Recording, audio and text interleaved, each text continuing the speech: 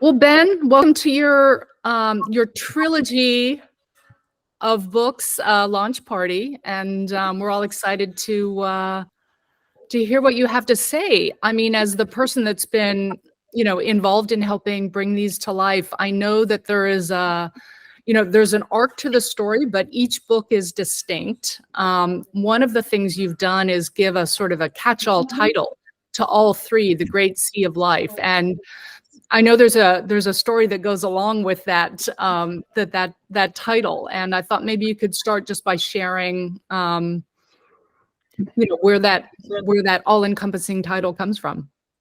Well, sure.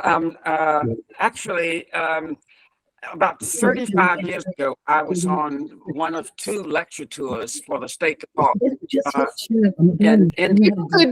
people could just mute so that we're just hearing Ben, at least for now.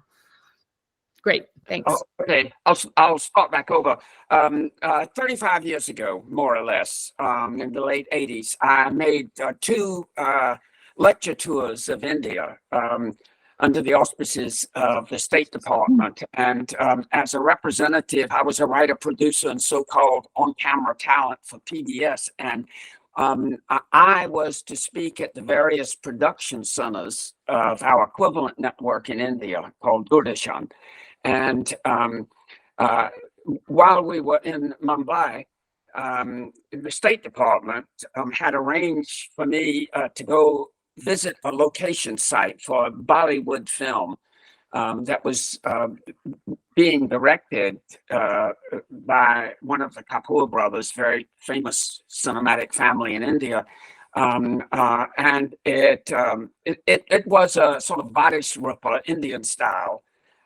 And they were shooting in a ravine where they built an enormous set that was supposed to be a palace, and there were many extras all dressed up. It was an historical epic. And one of the stars was Amrish Puri, who had recently appeared in Steven Spielberg's Indiana Jones and the Temple of Doom. You may remember he reaches into the chest of a sacrificial victim and plucks his heart out while speaking in a sepulchral voice. Really a terrifying specter.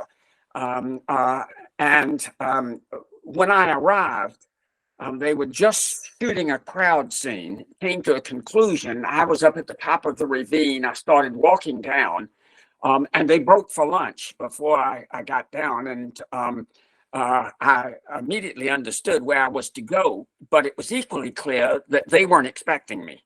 They had no idea who this intruder was who had arrived. And I walked up, not knowing, in fact, that I was going to see Shashi Kapoor and Amrish Puri. And I saw them sitting there with the cinematographer and the other bigwigs in the production. The strict segregation, according to how important you are. And I was going to join them under the canopy that was for the director and the other really significant figures, including the major stars. As I walked up very awkwardly, Amrish Puri looked at me as if I had arrived as the next sacrificial victim. And he spoke in that basso voice and said, "And who are you?"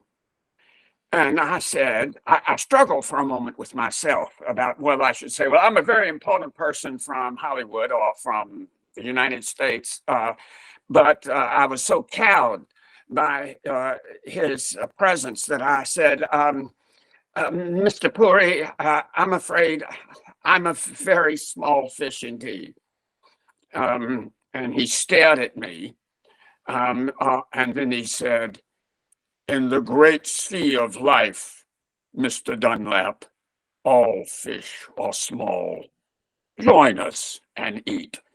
I did. And it was the most enjoyable meal. And I thought, thank goodness I didn't pretend to be somebody I wasn't. It was good that humility was called for in that situation. It was good that I found a way to present myself most humbly. Anyhow, it stuck with me for some time. And I thought, I'll just extend this anecdote a bit to say that when I was in college back in the 1950s, there was a kind of intellectual bestseller by Colin Wilson, who was sleeping in a sleeping bag on Hampstead Heath while writing a book called The Outsider in the British Museum. And it was a bestseller presenting his very wide reading in existentialist literature. And in it, I ran across a reference to P.D. Uspensky's In Search of the Miraculous, which in turn was about some would call him a charlatan, others would say he was a spiritual prophet. He was certainly a showman named Georgy Ivanovich Gurdjieff. I don't know if anyone in our screening here today has ever heard of Gurdjieff, but he was immensely popular. He came out of the Caucasus, and he had politricks, like he could walk into a drawing room in London, where he ended up. He started out in Paris in Western Europe, but ended up in London. And he would walk in and he would look at somebody's carpet from the Caucasus, and he would suddenly go, and he was singing the pattern as if it was musical notation, but because he said traditionally when these carpets are woven, the same families sit in the same place in the great tent, and as they sew, they have choruses that they sing, and establishing a rhythm in the construction of the carpet. And he could work backwards and he could sing it. And that just wowed the folks in London who were in search of spiritual advice. In any case, Gurdjieff, I did not become an avid follower of his, but I was sufficiently intrigued to read a book of his that was later made into a movie by Peter Cook, called, as the book was, Encounters with Remarkable Men. But when you read it, you discovered that some of the men were camel traders, and most were people you'd never heard of, and yet they were profound influences in the life of this person who was supposedly a very wise guru. And I thought, if I ever write a memoir, I'd like to do the same thing. I don't want to write about myself. I'd like to write about the people I encountered, and the things I learned from them. So the first volume in The Great Sea of Life is entitled The Glint in a Fox's Eye. And I can get into why foxes. If I could be any animal, I'd want to be an elephant. But I'm not an elephant by either temperament or design. And it gradually occurred to me, sort of working through the animal kingdom, that I won't call it a totem. I don't want to engage in facile cultural appropriation, but the animal that I identify with most is the fox. And there actually was an encounter with a fox on a moonlit chalk hill in Oxfordshire at the end of my 3 years studying at Oxford. And I looked at it and it looked at me, and the moonlight was glinting out of one eye of the fox. And I thought, well, whoa, this is kind of something is being transferred into me, and I'm sending something back to it. And yeah, this is profound. In any case, we create our own profundity. And so The Glint in a Fox's Eye refers to a specific episode in volume 1. However, the book is really about the most important lessons I learned in the first half of my life. The subtitle for The Glint in a Fox's Eye is And Other Revelations. And so each chapter is a revelation, and it's an encounter, and it's about how I learned something that proved to be so important to me. And I think one of the things that really struck me about all volumes, and we will go through each of them, is, as you said, encounters with famous men and women, certainly, is a big part of some of the revelations and insights. I love you start Glint in a Fox's Eye with a Wendell Berry quote. Be like a fox, make too many marks, some in the wrong direction. And then, of course, you and I share our Odysseus obsession, the man of many twists and turns. And, one of my takeaways from all the volumes is, how important it is to remember that life is not a linear path, and you may step into a situation expecting one thing and glean something very different from it. So let's go book by book, but yeah, maybe you've already done sort of an encapsulation of Glint in the Fox's Eye, but give people a thumbnail of what's in that volume, and then maybe you can read a passage for us. Well, can I just sort of finish by saying for the whole trilogy, the first volume is a succession of revelations. The second volume is 1 month of my early adult life, but it was the most consequential one for me. And that book is entitled The Origins of Bliss. And there's a bliss of all sorts, but the subtitle is that it's an amatory experience, and in effect, a kind of odyssey. So the origins of bliss, an amorous journey, and it is 30 days, and I'm traveling with 3 different women and 2 other men, and we're hitchhiking. And what I learned in the course of it is, given the fact that I'm an inveterate romantic and have been from birth, I discover, in effect, not precisely who I'm looking for, but what I'm hoping to find.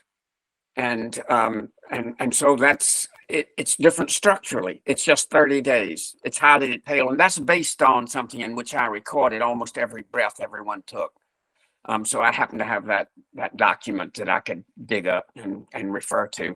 And the third volume is the most recent, the one that we've just published, and that's entitled "Proud, Open-Eyed, and Laughing." And that comes from part of a wonderful poem by William Butler Yeats entitled "Vacillation." And the end of the portion of it that I'm quoting is, and call those works extravagance of breath that are not suited for such men as come proud, open-eyed, and laughing to the tune. This book has no subtitle except just a memoir, but it occurs in the text, and I explain that first of all, the reference to men, as you've already pointed out, was probably generic in Yeats's day. He wrote the poem or published it 90 years ago, but he is himself a man, and he certainly was not going to write off Lady Gregory and Maud Gonne, much less Queen Maeve and all the women who were so important in his life. But to be proud is not to be arrogant. It is to be, in important ways, I think, bold, self-confident, gallant, and open-eyed is to be aware, not oblivious, and to be laughing, I think, is terribly important, not just in the sense of, say, like only the Humaine, the Balzac series of novels. It's to be defiant, and it's to be undaunted. And I mentioned that it was an epitaph for someone, and I thought, well, yeah, I'd kind of like to be that way too. And this book is, it's about the people I've met who had those qualities. And so they all complement each other, but each is quite different from the other. Each is arranged chronologically. So the first one begins actually before I was born, in my purported recollection of being in the womb, generated by an illegal substance, but nonetheless, it was a sort of minor revelation. Excellent. But actually, I haven't asked you this. How does it feel to have? Now, this is not the end of the story of your life. There may be other volumes coming, but how does it feel to have these books out in the world? as if I have unnecessarily indicted myself in the public eye. Sometimes, sometimes silence is the greater wisdom. On the other hand, the whole idea of memory, as I was referring to before we officially began this discussion,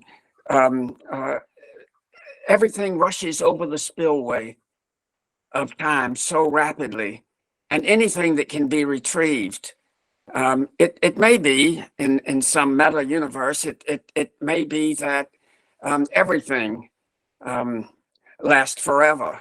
Omnia mutantur nihil interit, as Ovid said, everything changes, nothing dies. That may well be the case. But shoring up something against the ruins seems worth doing. And there were lots of people, especially in this most recent volume, who, like Gurdjieff's camel trader, are not otherwise known or remembered. And they had a touch of nobility. They deserved to be in that category of the proud, open-eyed, and laughing. And it was not so much an effort to immortalize myself. That seems hardly worth doing. But there are moments, and some of them recorded in the journals I kept, in which a black bird lighting in the topmost limb of a leafless tree in wintertime, seen somewhere in the middle of Europe, becomes an important victory over all destructive time. Time like an ever-rolling stream, but you can pluck something up from the mill race, and you can say, okay, that's safely on the bank, and it can be examined by anyone who cares. And it means so much to me when I read other people's memoirs or autobiographical fictions, and I see such details, and I realize how precious they are precisely because they are random and have been retrieved. So, yeah. Is there a particular revelation or passage from Glint in the Fox's Eye that you want to share with us that illustrates that point? Yeah, this is something that my brother Randy won't remember because he was only 2 years old. And my sister was 1 year old. I was 5 years old. My mother was at that point 27 years old. And my father was in the Azores. It was 1943, and he was building an airfield. He was a lawyer. He'd been a great athlete, but he was a lawyer. And for some reason, I spent the first few years of my life in Camden, South Carolina, a very small town, and the oldest inland city in South Carolina. But my father ended up in a construction supply company as the CEO. Never quite figured out the path that took him there. But those were skills that in 1943, the Army Corps of Engineers was very much in need of. And the reason he went to the Azores is because the German U-boats had been sinking American ships, troop ships, supply ships, as they crossed the Atlantic. And there was a zone beyond which our interdiction by air was impossible.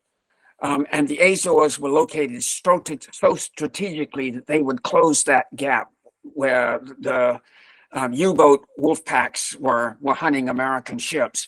So it was extremely important. But while he was being prepared and before being shipped overseas, we moved to Atlanta. And then precipitously, he was shipped overseas. And with my mother and her 3 small children, we were living in what was public housing, there being a gross housing shortage. And everybody was sick. I was sick so much of the year that I missed more schools than I attended. I certainly was not going to be promoted, but when the teacher at my Atlanta school learned that we were going back to South Carolina, she said she would promote me anyhow if we promised we would not stay in Georgia. I went back to South Carolina, this time to Columbia, where I'd been born.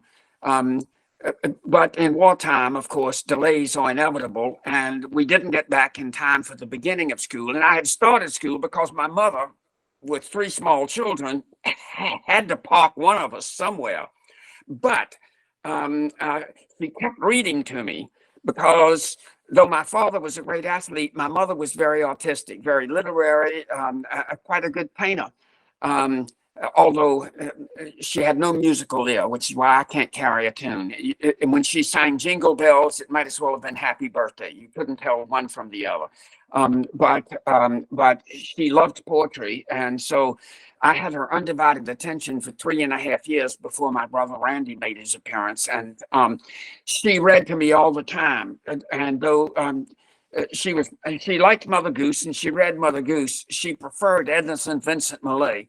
So I was exposed to all sorts of adult verse, and even some of her childhood favorites, like a book called The Belgian Twins, which was wartime propaganda from World War I. She'd been born in 1915, and this was about 2 little orphaned waifs, Belgians whose village had been destroyed and who were wandering about.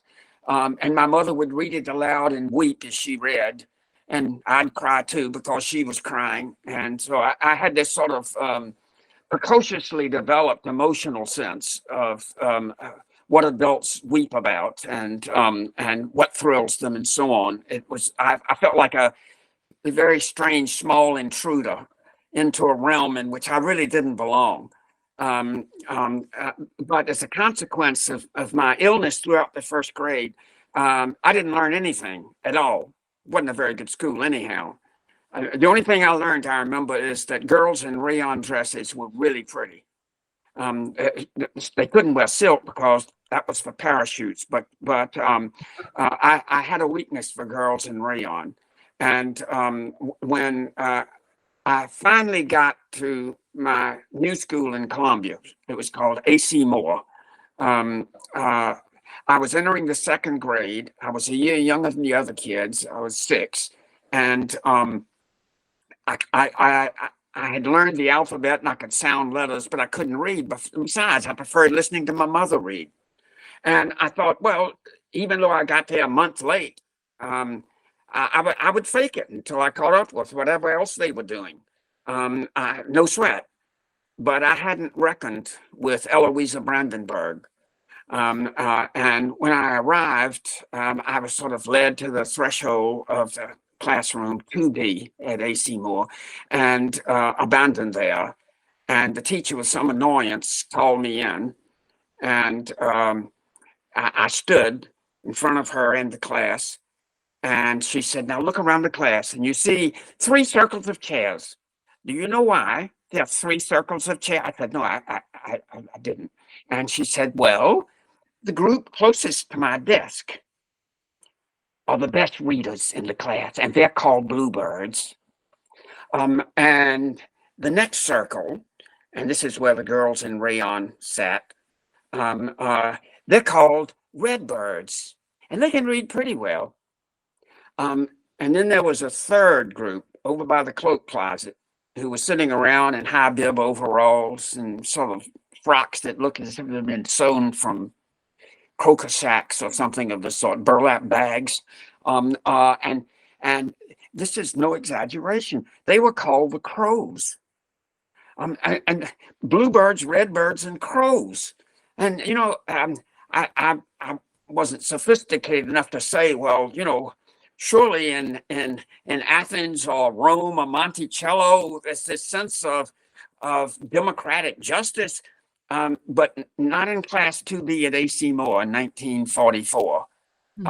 It was read, hog, or die there. That was just, you were either a bluebird, a redbird, or a crow. Yeah. And no sooner had she explained this than she held out a book to me. I was standing there in front of the class. And she said, read it. And I looked at it, and I saw on the first page, it was a Dick and Jane reader, and I could sound out, and she said, the word is run. And I said, run. And she said, yes. And what's the next word? There were only 3 words. Run occurred twice, and there was something in between the two, and it began with an S.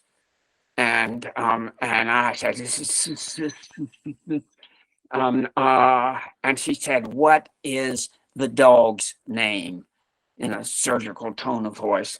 And I knew there wasn't a chance that I could read it. I had no idea, but I started running through dogs' names in my mind. And I thought, Spud, run, Spud, run. And it's just the class broke into laughter, and she silenced them, with this glacial stare. And she said, that's quite enough. I think we've determined what you are. Go sit with the crows. And I thought, oh, that's it. My grits are cooked. I'm done. I'm consigned to the oubliette. I'm a crow. With this, think of the the unthinkable having suddenly sunk in. I'm going to pick up where I am there, because the part I'm going to read reveals the lesson I learned, and something that became very important to me for the rest of my life. I remember looking about for a place to sit and finding a chair that was missing a slat, while the rest of the crows looked on with distrust, as if they suspected I didn't belong. But I belonged all right, for the moment at least, and Frau Brandenburg and her songbird twits had taught me a lesson I'd never forget about the uses of knowledge and power. Learning your place, she might have said, though in my heart the lesson was different. In my heart, I was still a prince in disguise, scrubbing out pots and mocked by the queen, but knowing the wheel would someday turn, as it always did in fairy tales. My mother had read me lots of them. I vowed that my fellow scullions and churls would share in my triumph when it came. And the lowliest scullion of them all was Reuben Singletary, dark, high-cheeked, and rumored to be half Indian, or maybe something else. Reuben had always been a crow. Others might hope to better their lot, but Reuben, foredoomed by his hangdog smile and tub-scrubbed rawhide overalls, had long since been pronounced a loser, and he'd accepted that decree. I hadn't, though, for him or for me. I never would, and if some teacher insisted I should, I'd show that teacher she was wrong, and so was all authority that declared whatever she said was right. So, concealing the mutiny in my heart, I began to plot how I'd escape from that Devil's Island reading group where girls in rayon never go. I learned to read in record time, and after only a couple of weeks, was lending my suspect off-key voice to the anthem the songbirds sang each day after our pledge to the flag. Hey, Seymour, we love you. There's no school above you. Even though we do work hard, we love you true. By Halloween, my chair had been moved, upping me to the Redbird group. By Armistice Day, I sat by her desk, and Miss Brandenburg all but seemed to forget she'd ever mistaken me for a crow. But I hadn't, and maybe she somehow guessed I wasn't the type to come to heel, for I had to wait much longer than most for the ultimate seal of her approval, being tapped to serve our class for the day as a secret cafeteria monitor. It was, for the crows, a ritual from hell.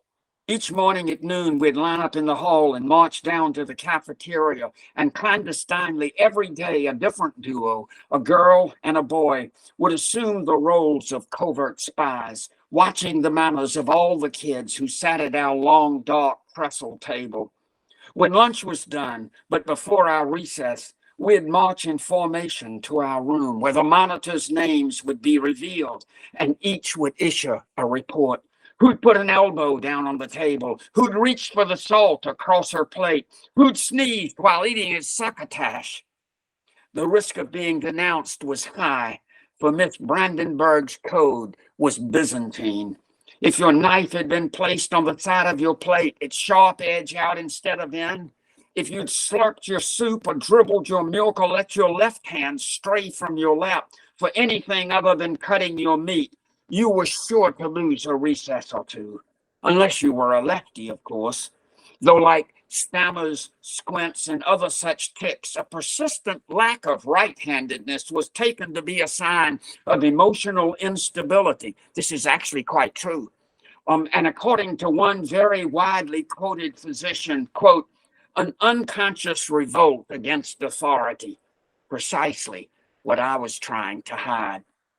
To complicate matters further, not only did I favor my left hand for quite a number of things, but I squinted and stammered too, or more specifically, I tended to talk so fast that my sentences often collided with the ones preceding them.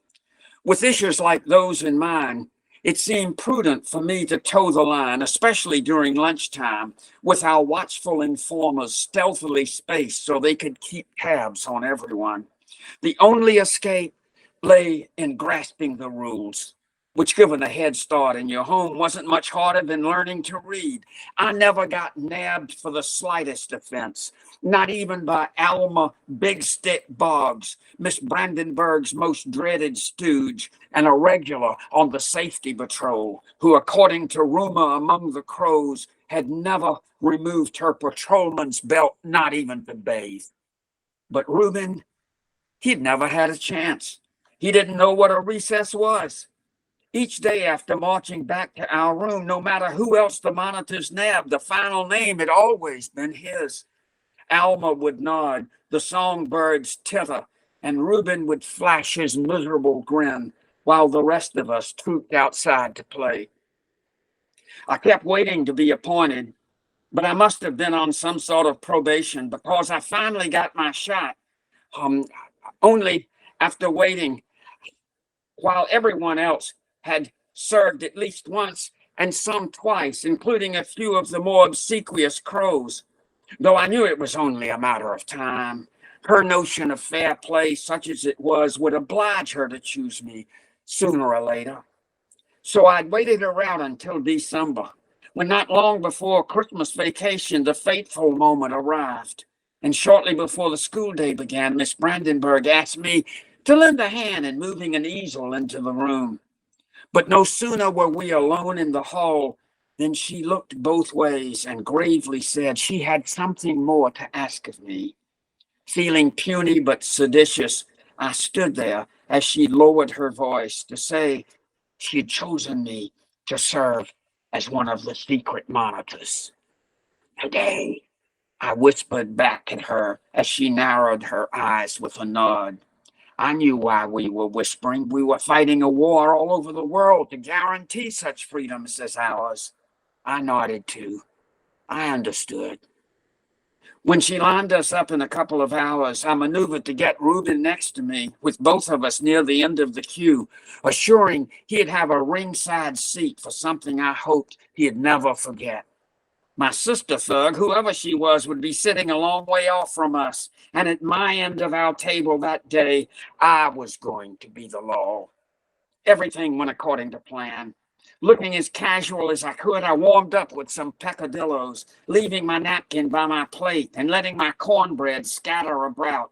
Then moving on to major offenses, I spat out butter beans as I talked, and while using my fingers for bits of the meat, was delighted that Reuben was watching me with mingled alarm and astonishment, and that Alma Boggs, across from us, encased in her patrolman's truss, was reeling as if about to faint. Inspired by her apparent distress, I rose to dizzying heights of invention, stuffing some green peas up my nose, then spinach too, like ribbons of snot. At first the songbirds merely froze. Then one of them laughed and someone burped, and like an earthquake underfoot, turmoil erupted all over the place as I reveled in hectic mob-ruled joy. Anarchy ruled at the trestle table, and all Miss Brandenburg could do was watch her Gestapo fall apart. Whatever the ultimate cost might be, Reuben would have a recess for once.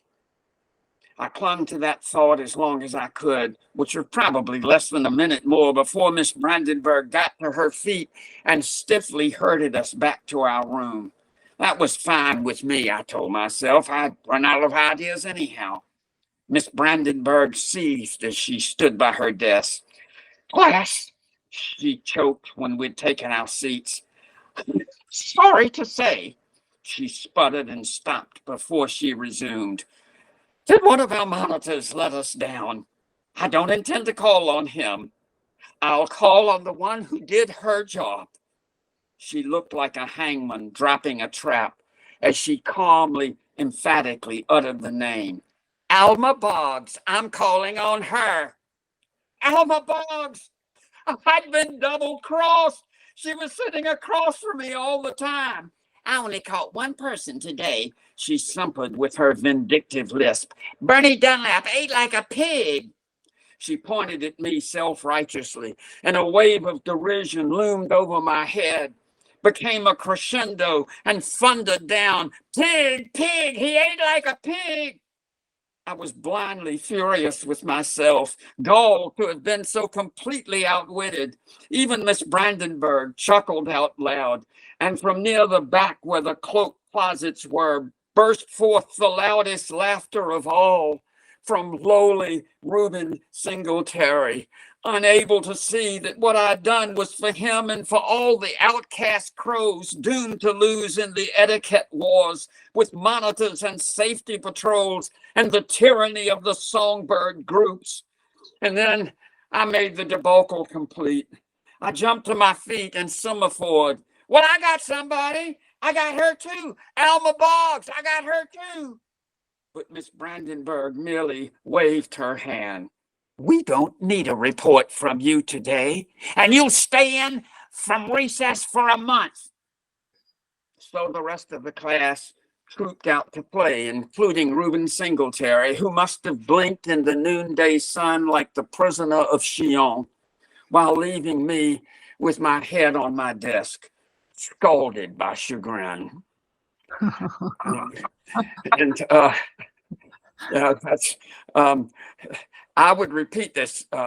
It was variations throughout the rest of my life. I grew up in the Deep South in a time of segregation, when in the very midst of war, the principles we were ostensibly fighting for were being violated, minute by minute, hour by hour. Through the years as a teacher, I used to canvass my students and ask them, especially after I'd turned down a promotion at Harvard with what I'd later call reckless condescension, and returned to South Carolina in order to save my people. I'd been refining the hyper-refined at Harvard, but back in South Carolina, I thought, yeah, well, this is a nobler task. And I taught very eclectically. In fact, I taught in 12 different academic departments in the 25 years I was at the University of South Carolina. And so I would mingle disciplines. And I used to start my classes by asking the students, what was the primary virtue of citizens in a democracy? And consistently, year after year, the overwhelming majority of students reported, sometimes I had them write it down, that the primary virtue of citizens in a democracy is obedience. And I thought, yeah, I know where you're coming from. Obedience, conformity, don't rock the boat. And I saw my subversive task. If I was seditious in the second grade, I had become subtler in my approach, not necessarily any more effective, but it was the same fundamental task. And by the way, just recently on the internet, while writing this book, I was able to track Reuben Singletary down. And it's quite fascinating to learn that he had vanished. Nobody noticed. He was just gone one day. I don't even know what grade, but not in the second grade. He had managed somehow to enlist in the Navy at the age of 16. And in decades, of service to his country. He'd been posted in the Marshall Islands, Cyprus, Spain. And I was even able to discover that in retirement, he's become an amateur genealogist. And among other things, has discovered that he is a distant relative of President Barack Obama. And I think, oh, well, you know, if this is something plucked out of the mill race and tossed up on the bank forever, that is worth it. That is worth it. I do quote something that the Duke of Wellington, the victor at Waterloo, is supposed to have said. I think it's doubtful that he actually said it, but he might have, because it was consistent with the Iron Duke's ethos. And he once observed, the fact that you were born in a stable doesn't mean you're a horse. And I think, yes, indeed. Some famous people have been born in a stable. In a manner of speaking, so was Reuben Singletary. You know, it's a lesson that it's rounded off. Somehow fate rounded it off in a way that makes it a great story, as well as in some ways, at least for me, a profound truth. So true.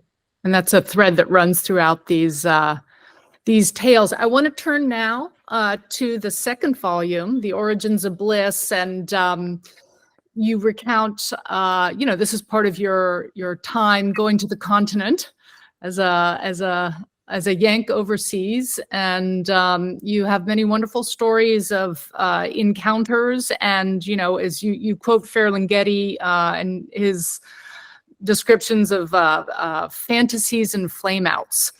Which I think is a great sort of encapsulation of some of those anecdotes. Can you talk a little bit about that volume?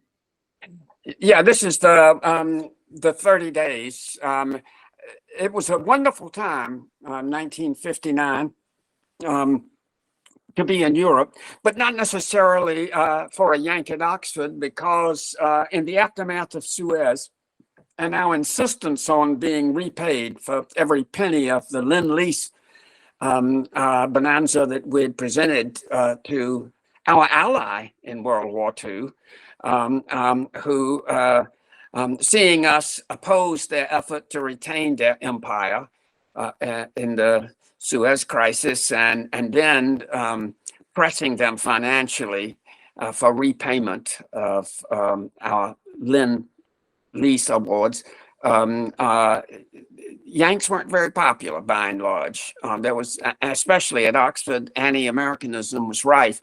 I was fortunate to be placed in one of the top academic colleges of the 29 men's colleges at the time, but the least pretentious socially.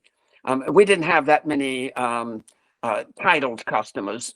Many of the students had come from what we would call public schools, and on scholarship.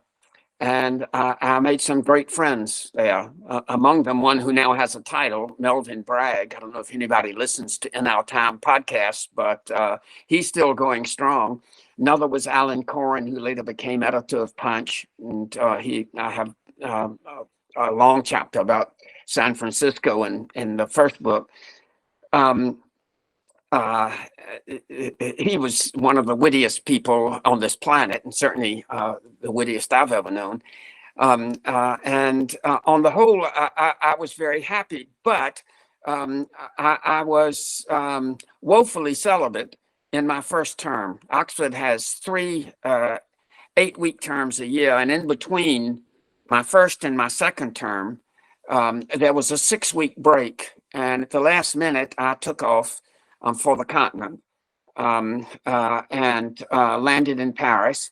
And despite having studied French for many years, I was struck dumb by culture shock initially. And I felt kind of lonely as Christmas approached, and I was roaming the streets. And I was a would-be poet and novelist at the time. When I applied for a Rhodes Scholarship, the committee asked me what I intended to do, and I said, well, I was going to be a great writer. And one of them said, that's great. How do you know you're going to be a great writer? And I said, look, I don't have to prove it to you. I'm going to be a great writer anyhow, no matter what you think. And they bought that line of argument. So I won the scholarship, although I've been chastened ever since by the realization that among those who did not win the scholarship in competition with me is a great writer. So that was a lesson, a minor lesson, but I felt considerable chagrin thinking, oh gosh, that I blustered in that fashion. What had actually happened was on my way to the district interview. They had a series of interviews back then for the roads. My college roommate, driving a little MG, had a collision, and I wandered into the opening banquet that began the weekend of interviews, etc. With my clothes ripped and a gash across my forehead, bleeding. I looked like Banquo's ghost showing up, and everybody looked at me. I could look at the competition, and they were all kind of grinning to themselves, saying, "Count that one out." But anything that singles you out in something makes you memorable, I suppose. So they were inclined. This guy came in out of a wreck. He stumbled in with his clothes torn, looking like he had come from a battlefield, and he says he's going to be a great writer. He's got something to write about, so maybe we should go with it. Something of that sort of logic. Anyhow, as luck would have it, destiny caused an encounter through a cousin by marriage of Lawrence Ferlinghetti, a minor poet named Tommy Kirby Smith today, but and then the same name, but it was Ferlinghetti's wife who was named Kirby Smith, so a cousin of his. And I met two New York girls who had been hitchhiking, and a third, a friend of theirs, younger, perhaps as young as 18. Later turned out I was reassured that she was 19, but I had just turned 22 a couple of days before, and I had brought books with me because I would have exams when I got back to Oxford, and I was working on Middle English and Anglo-Saxon, so I was reading Beowulf in Old English, and I was reading Sir Gawain and the Green Knight in Middle English, and I had those books with me. But as soon as I met the two girls from New York at a place called the Hotel du Sud on Rue Mazarine, one reason Europe was a great place to visit in those days is because nobody else was visiting at that time of year. The world only had less than half as many people in it, and the number of tourists was minuscule compared to the day, and the dollar was so strong that $5 a day would have been extravagant. We stayed in places that cost, I don't know, 400 old francs, which would be about 80 cents a night. And at the Hotel du Sud, these two girls had set up with their friend who was 18 years old, whose name was Lorraine, named after Lorraine Day, the actress. And she was in Madrid. She was on a year abroad, and she was so eager to speak Spanish. I understand that, but I didn't speak any Spanish. But I took one look at her, and I was, as everyone was, I was deeply interested in art. And the thought of being in Europe was just overwhelming to me. And to be in Paris and to have met this girl, I took one look at her. And even in the low light of the room in Hotel du Sud, where people were drinking and it was all very shadowy, I recognized at once in the Mellon collection in the National Gallery in Washington, there's a painting by Francisco Goya entitled Senora Sabasa Garcia. And I had a life-size reproduction of it on my college wall. And I would look at it day and night. I think this is the woman I'm looking for. I was a romantic. I mean, this is, yeah, most of my most important lessons came from women. because I was just I was hungry for their company, and I took one look at Lorraine, and she was an absolute dead ringer for Senora Sabasa Garcia. And I was infatuated. I was smitten. I just took one look, and that was all. Um, she had been a waitress in New York the year before, and evidently she'd learned a lot of things very fast. And as it happened, she could be very beguiling one minute and very contentious the next, probably as a self-protective device. But on Christmas Eve, the six of us, that is, one named Marta, who was with a man named Tom, who was purportedly on a Fulbright, but in fact that turned out not to be true, and the other named Rita, who was dark and very beautiful, like an Edvard Munch Madonna, and she was with someone named Mike, and I was with Lorraine, and it was Christmas Eve, and we all ended up, there was only one double bed in the room, and Lorraine and I went to bed with Marta and Tom. They were head to foot, and we were sleeping the other way around, and it was very cold because for 80 cents a night you don't get much heat, and the other couple was sleeping in the corner of the room. That was Rita and Mike, and nothing excessively licentious was taking place, but sort of kissing and hugging, and we'd been drinking quite a bit. We'd gone to midnight mass at Saint-Sulpice, and then on from there to Notre Dame, and then back to Rue Mazarine, and I just, it was ecstatic. There I was in the arms night long with Senora Sabasa Garcia, and the day after Christmas we set out hitchhiking. The six of us hitchhiking as couples, going to Munich, and then we didn't know where beyond that, we realized you don't hitchhike as a sextet. Nobody's going to pick up six people. They're not going to pick up four. You go as couples. So we had hoped to make it at least to Strasbourg the first night, but we didn't. We got a succession of rides, and then we made the mistake of accepting a ride that took us off the direct route to Strasbourg, and we ended up, it was dark, and it was Boxing Day back in England, the day after Christmas, which happened to be a Saturday, so it was a weekend as well. And we could push on in the dark, but there was almost no traffic on this little side road. And we could see the town across the Moselle River. And it was in crossing the bridge when we decided that it'd be more prudent to spend the night there somehow. We saw the name of the town was Pont-à-Mousson. We didn't know anything about the Pont or the Mousson. But we thought, well, we'll see if we can find a place. Later, I would learn it had quite an interesting and tumultuous history of a sort, but we didn't know that at the time.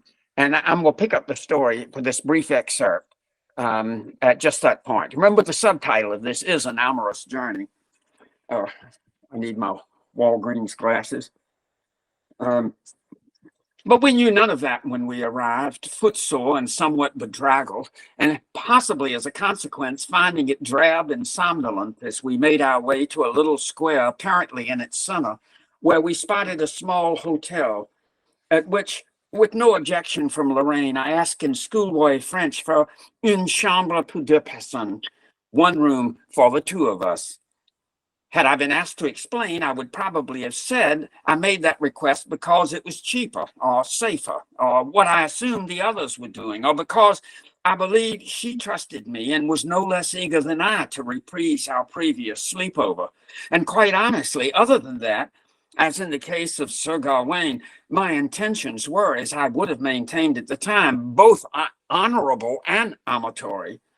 Nonetheless, I did record in my journal that, not knowing how the hotelier might react, I was nervous as we registered, though in any event, we got no questioning looks, and everything seemed so routinely discreet that as he handed me the key to our room, I asked him for the name of a place we could eat that wouldn't be too expensive.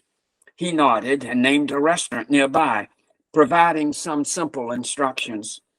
So after leaving our bags in the plain but adequate room on the étage, or second floor at home, we quickly discovered that his suggestion wasn't simply around the corner, but as far as we could tell, the only choice we had, at least on the day after Christmas. It looked modest enough from what we could see outside, but we agreed that whatever the cost, there was nothing for us to do but shrug and hope for the best, telling ourselves that, besides, we deserved a really good meal, because in a strictly literal sense, it would be our first meal of the day. When we entered the unadorned dining room, we were its only customers, though while we were there, two other couples arrived, affably greeting us along with the patron. I'd set the menu aside when he presented it and said we'd like to eat whatever he'd recommend, at which he had smiled and gone into the kitchen. When he returned, he asked us where we were from, and thinking, as he probably did, that we must be newlyweds or reckless runaway lovers, either of which he would surely have applauded, he told us a bit about the town, which had suffered severely in both world wars, as he himself had witnessed. Au cours de la guerre, he reported, which one it wasn't clear, there had been calamitous destruction and many people killed. Terrible devastation, he said, et beaucoup de personnes tuées, or something of the sort. But after the fighting was done, he shrugged. The old abbey remained as before, and the foundry was still functioning, that had for more than a century been turning out iron pipes for both sewage and drinking water. My understanding of that last bit of information was a little uncertain, but it made me glad we had ordered wine, if only a vin ordinaire, instead of water. He left a carafe on the table before returning to the kitchen, and reappearing for us in 20 minutes or so with what would turn out to be the most memorable meal of my life. It may not sound like haute cuisine, pork chops under a creamy mushroom sauce, but it was so delectable, and we were so hungry that we were moaning with delight when, shortly after we'd begun, the owner's wife emerged from the kitchen, beaming at both of us, while the owner whisked the carafe away and brought us a bottle of Nuit Saint-Georges, telling us with a benevolent smile that it was still quite young like us, but very, very good, which flamboyantly it was. I must tell you, it was, and still is, the greatest vintage of the last century. And we were drinking it as vin ordinaire. It was very good then. And his wonderful line, it was still quite young like us, but very, very good, which flamboyantly it was. Though nearly 60 years have passed, I remember every bite and swallow and the tipsy happiness I felt as we returned to our room, along with something entirely unexpected that had gradually come over me as the velvety burgundy had its effect, and we stumbled arm in arm to our cozy little room with its huge armoire and very small double bed. Though I'd hoped somehow that torrents of desire would sweep us further along, what I suddenly craved even more in a wordlessly rapturous way was an endless extension of where we were, forever on the brink of something more. Forever wilt thou love and she be fair, I'd later inscribe in my journal, but that hadn't been in my mind at the time. Nothing was in my mind but the actual moment itself. For though I was blissfully dazed, I was also thoroughly soused, and so was she. She was only 19, I thought, having seen that on her passport, and brave in a wonderful way, as we both undressed for bed, and she talked about her boyfriend in New York, nervously it seemed, though after looking at me with matter-of-fact aplomb while trying to keep her balance, she stripped her panties and bra beneath a black silk slip, and then, with swift Houdini-like skill, slipped out of the bra as well. I stood a few feet away with trousers in hand, admiring her compact figure, slim and almost childlike, with slightly chubby legs and an incipient belly bulge. And as she smiled at me a little crookedly, I felt a sort of stupefied tenderness towards her and us and the rest of the world. I watched her pull a thin, tan-colored sweater over her head, not merely for warmth, I assumed, and saying, I understood there were others to think about. I spoke about my girlfriend back at home as a way of keeping things even. Besides, I reminded myself, still thinking of her calmly appraising look, if that's in fact what it was, that the second best thing to loving and being loved is sharing the sort of congruency a teacup has to a saucer. A metaphor worthy of Donne, I thought, resolving to write it down. Then I cut off the overhead light, and we stumbled into bed, where, reaching towards her in the dark, I put my hand on her breast before she drowsily mumbled a phrase I couldn't catch and gently moved it away. That was okay, I told myself, and trusting we'd soon revisit, wherever such rapport led, I gave her a sincerely loving kiss, content to lie together under the duvet, like a middle-aged restaurateur with his Spanish-speaking wife, nudging each other night long in nearly unbroken sleep. So that's So lovely. So lovely.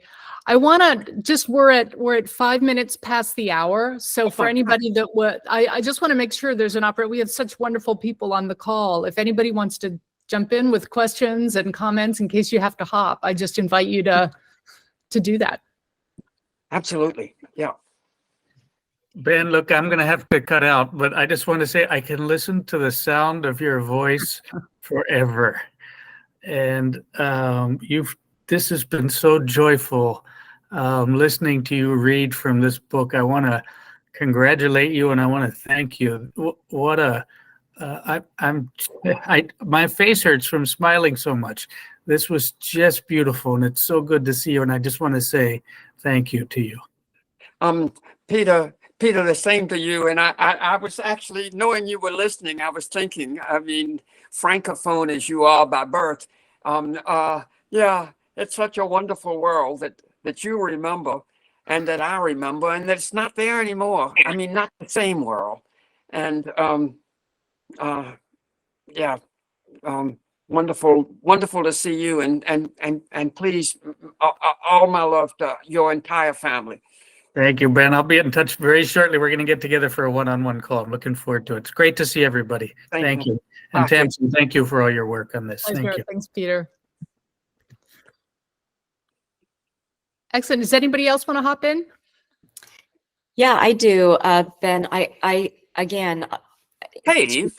Yeah, to Peter's words, I mean, I just love listening to you. I always ask the same question, hoping that you will have the audio book so that we can hear your voice, because I just think that's the way I love to encounter your books. I do buy them, I do read them, but they really come alive when we hear your voice, you know? Well, I actually am thinking of doing that. I don't think I have the technical understanding to do it alone, but I found a little recording studio here in the wilds of Appalachia, and I think they are accustomed to bluegrass customers, but if it's not too expensive, I might give it a go. Thank you for the suggestion. Yeah, I hope that does work out. Yeah, that would be great. Not everybody's partial to Southern accents, though. I certainly am. I'm enjoying every minute of this, Ben. So thank you to Tamsin for organizing it. It's a real spoonful of sugar on a nice weekend afternoon to hear you again and to hear these stories. I can't wait to read the books. I've been ordering them while we're online. Excellent. You haven't come down to the equestrian summer here. It certainly since we last talked about it when it was in the offing, it has expanded. It's become a mega operation, just as you predicted it would. Yes, they're doing very well. My horse was second there 2 weeks ago, so I should have come down, but one Really? day. Yes, yes, yes. Oh, Ben, this is Roger. I just want to tell you, for both of us, this has been an extraordinary moment and a treat to hear your voice and listen to your words. It brought us back all the way to when we used to moderate those seminars. But I have one question, and you may not want to answer it. And the question is, who was the great writer who did not get the Rhodes? yeah, I probably shouldn't answer it.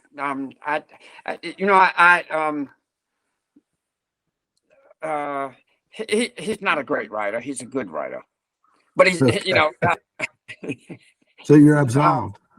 yeah, I did though.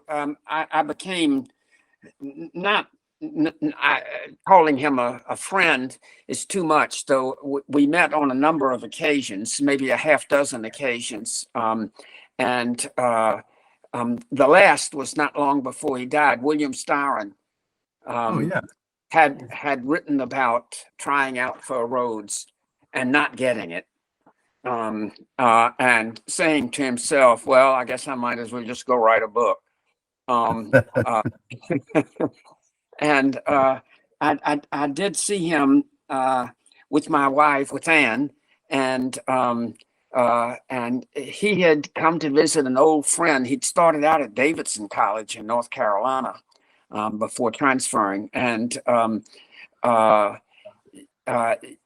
this had been his roommate, who has since died, and it was a very laid-back evening. My mother had corresponded with Styron when he was staying at the Hotel Lotte in Paris, having just published Lie Down in Darkness, his initial novel.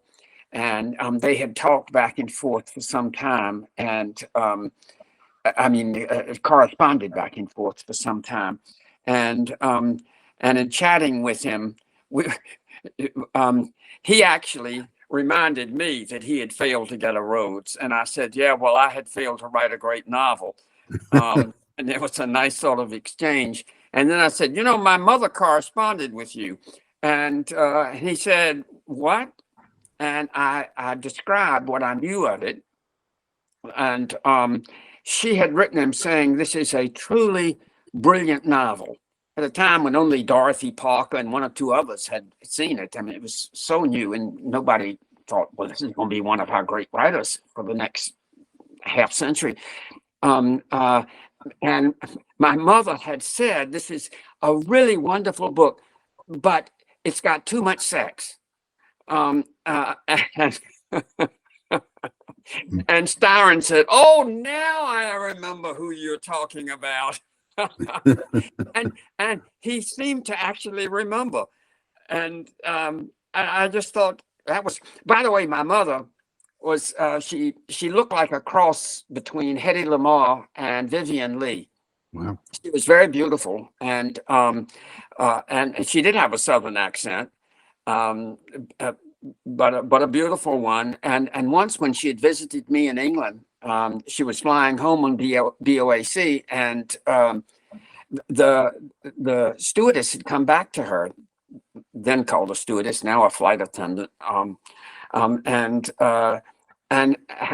insisted that she move up to first class, but kept addressing her as Miss Lee, and evidently thought she was in disguise. She did look very elegant, but and she did resemble Vivian Leigh in many respects. And she said, "Well, that's very nice, but I am not Vivian Leigh."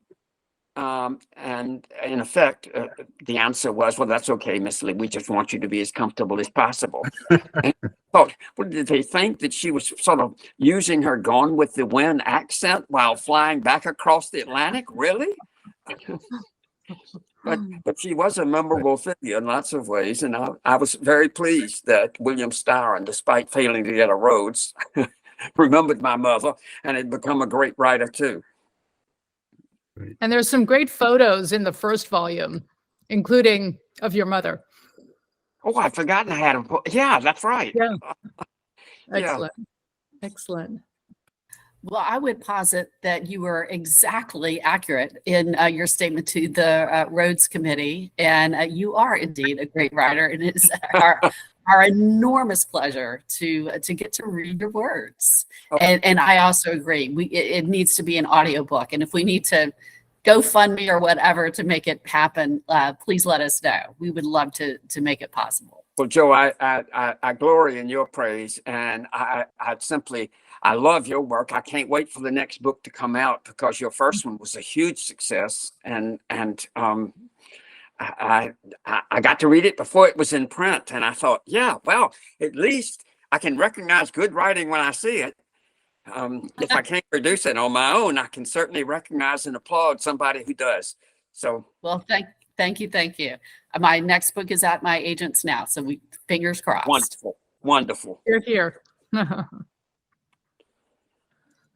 Well, I mean, if you want, we can, I know you have a passage selected from the final volume, and we are recording this, so why not, that'll be our perfect outro. We'll have your words ringing in our ears as we sign off. Well, this is a great story.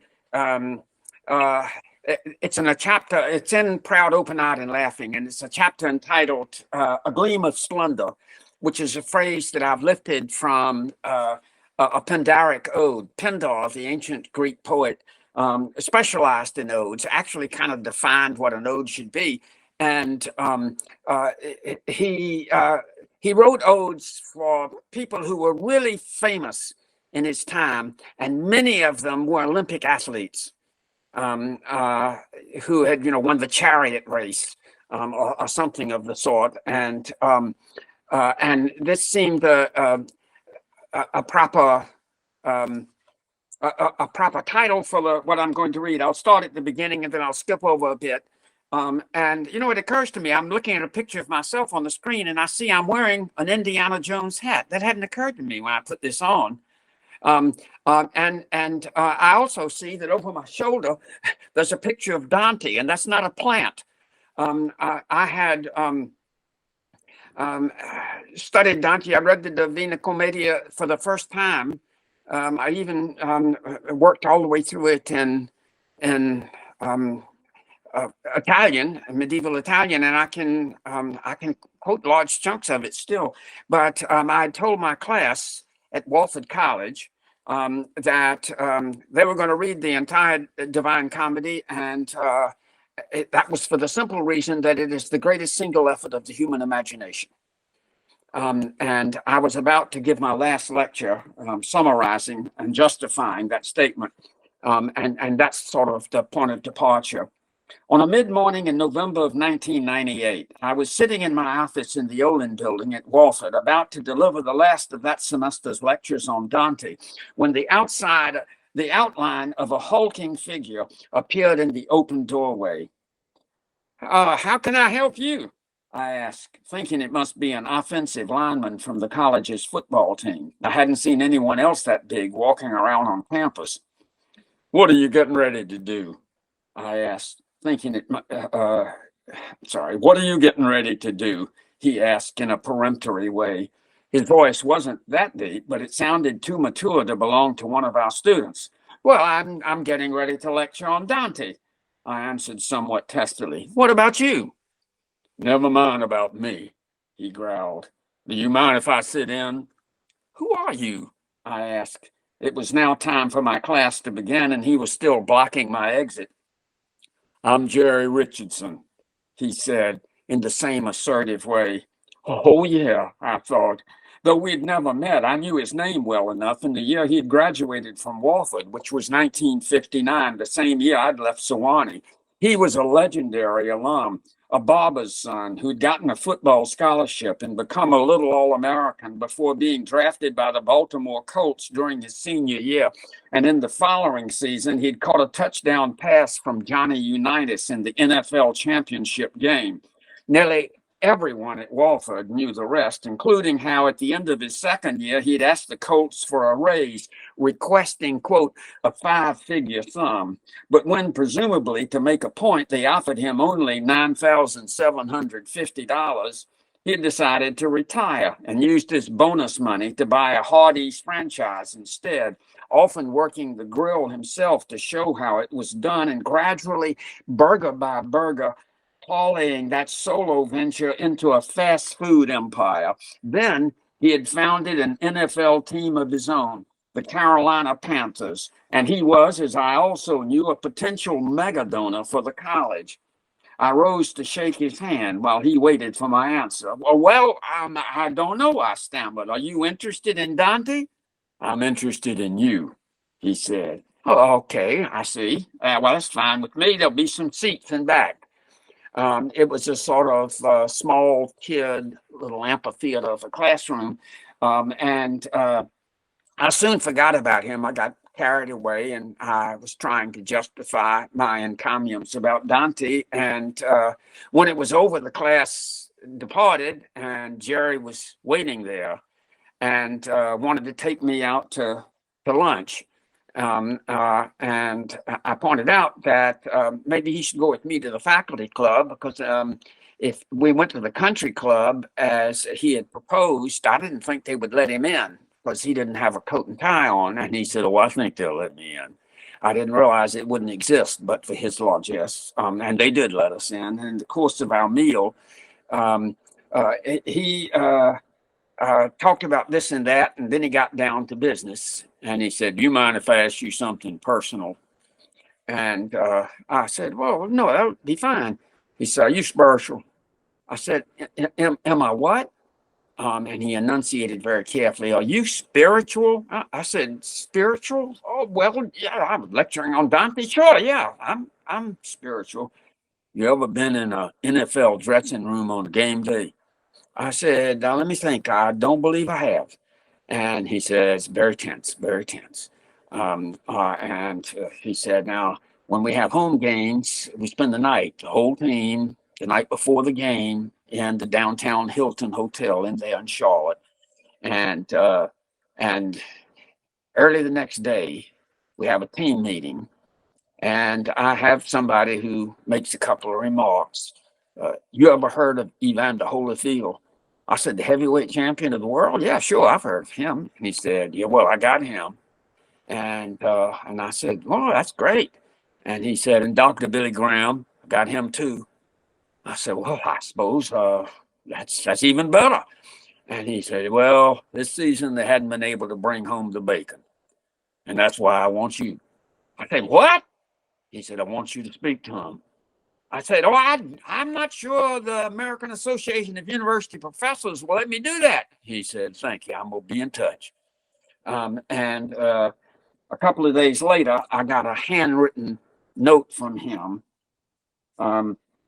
Bernie, it said up top with careful penmanship, followed by 3 short points preceded by circle numbers. Number 1, I enjoyed meeting you. 2, thank you for agreeing to speak to the Panthers. 3, our chaplain will make the arrangements. It was signed simply Jerry. As it happened, our son Ben called that night from Chapel Hill. He was then 25, and when I described my weird encounter, he seemed very enthusiastic. You're going to do it, aren't you? Of course not. No. Listen, Dad, you've got to do it. This is the biggest thing that's ever happened to you. No, it's not, I protested. You'll really be great. But the next day, Joe Lassane said essentially the same. He was an old friend and president of the college, so I understood what was at stake. The Panthers chaplain called. He wanted me for December 20th, when they'd be playing the St. Louis Rams. I reluctantly agreed, and my wife Ann said Ben would have to go in her place. I had no idea how the team was doing that year, but when I checked, they were 2-9. After losing a couple more on the road, they were 2-11. And Don Capers, their coach, was reportedly on the verge of losing his job. The week before my game with the Rams, the Panthers had played the Redskins at home, and hung fairly close for most of the game, though in the end they'd lost again, making this a record 2-12. Even worse, at one point during that losing cause, a former All-Pro Panther named Kevin Green had wound up strangling the linebacker coach before they got Green under control and benched him for the following game. Morale on the team was very low. They needed a miracle worker. Clearly headed for a fiasco, I met Ben in the Hilton Hotel lobby. We ate hamburgers down the street and went back to our room, whereas he watched some sitcoms on the TV and canned laughter from their soundtracks filled the room. I brooded over what I would say in the morning. According to Jerry's account, the meeting where I would speak preceded breakfast, so I planned to get some coffee first and maybe an egg McMuffin. That went as planned, and on the way back from McDonald's, we caught an elevator to the floor where the meeting was to be held. The elevator stopped at an intermediate floor to let a blonde, unshaven behemoth get on, clutching a Bible in his paw and checking to see which button we had pushed.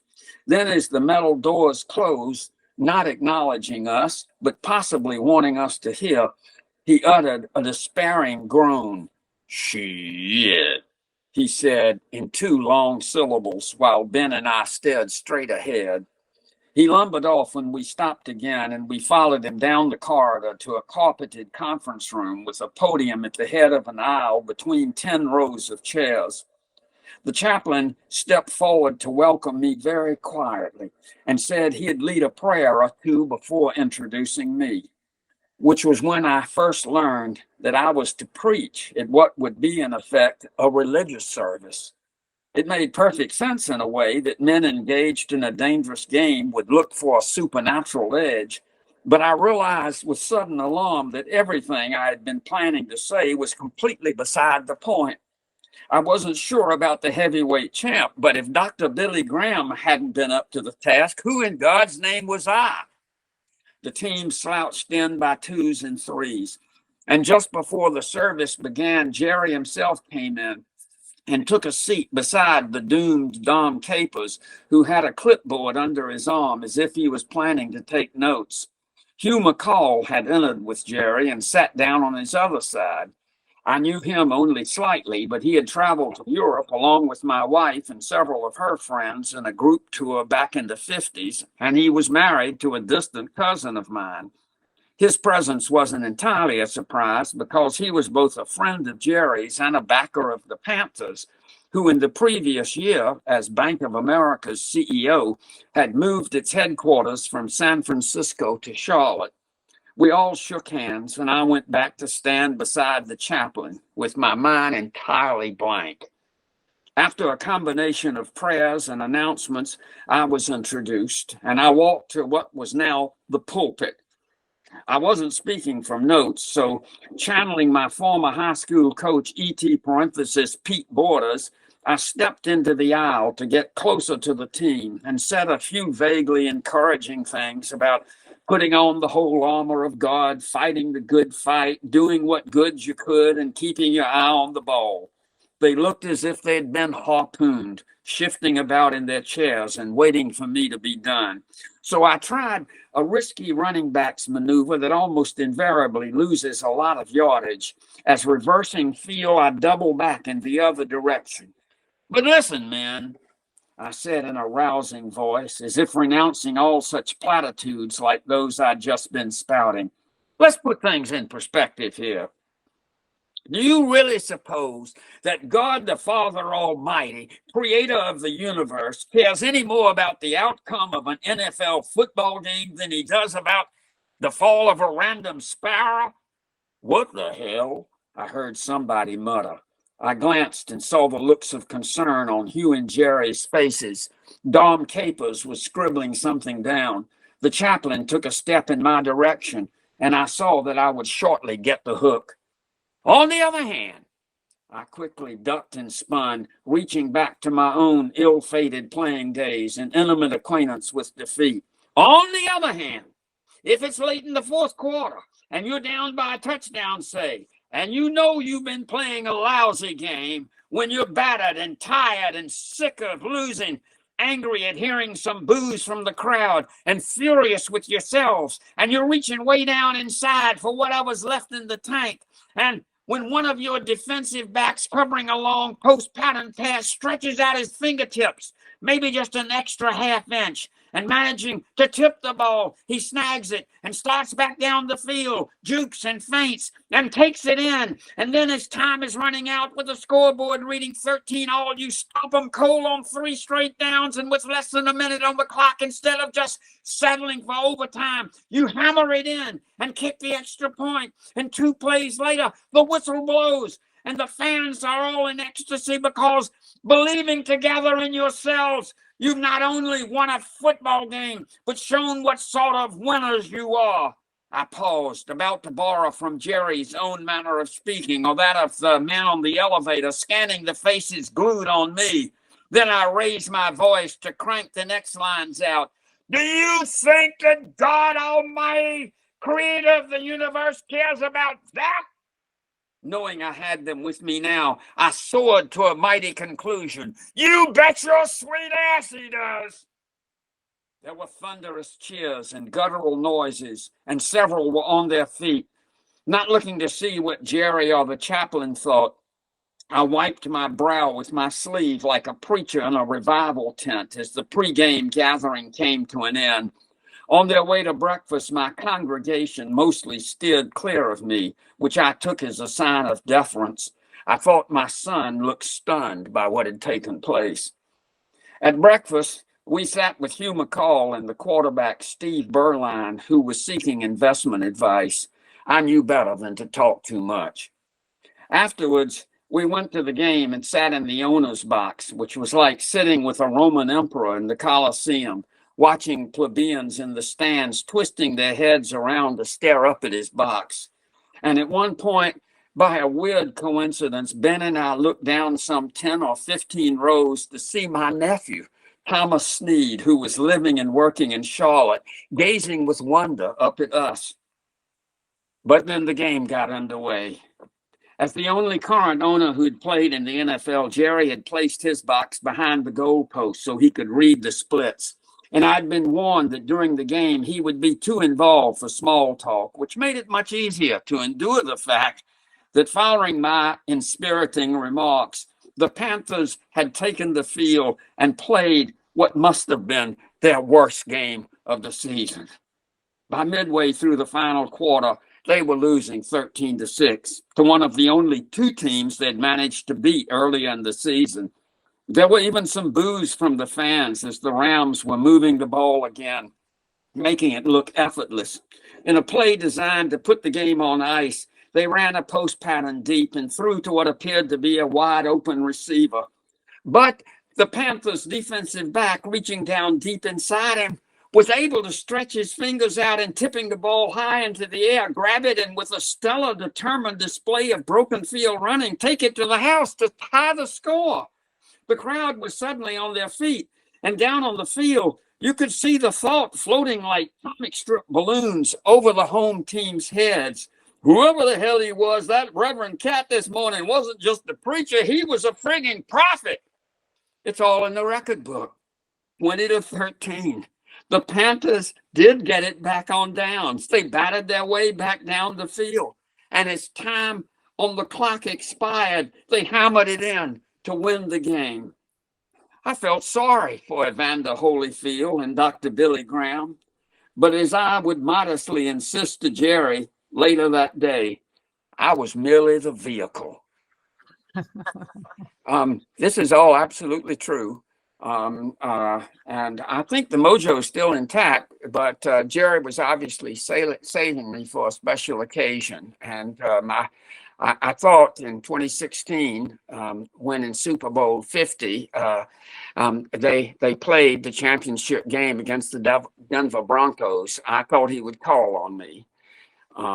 But like Napoleon at Waterloo, who failed to call on the chasseurs in time, Jerry did what he thought best, and they lost.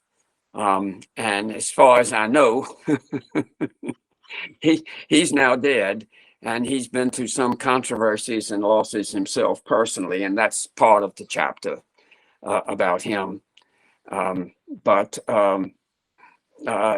actually, I also wrote this story down immediately. I mean, the facts immediately after it took place, and I've got a witness in my son who can vouch that I've scarcely varied a syllable uh, in my improvised inspirational talk.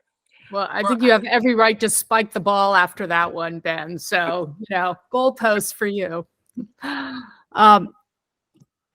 Such a delight. And as mentioned, I will get this recording up onto YouTube, and my email is in the chat, though, of course, you can always reach out to Ben. He'll have a copy. Or you could just search up Ben Dunlap on YouTube. It'll be up there. It'll take me a couple of days. But and the books are all available on Amazon. And Ben, you've got your posse here if you need help with the recording. So let's see if we can get that underway. Thank you. And I see, actually, this program went to feature length. I had no idea it would take so long. I'm sorry. I thought those excerpts were shorter. It was perfect. It was perfect. So it's good to see you all. Thank you for being here. Happy Memorial Day, and lots of love to you, Ben. Thank you. Love to y'all for being here. It's just wonderful to see you. Thanks so much. 2 years, but it's all been worth it. Crows are the smartest birds. We all know crows are the smartest. Go crows. That's true. Yeah. I see my whole family here and all my great friends. Hey, Elizabeth. Oh, Kim, dear Kim. Oh, and Mary. Oh. Great to hear you. Ben. Okay. Bye, everybody.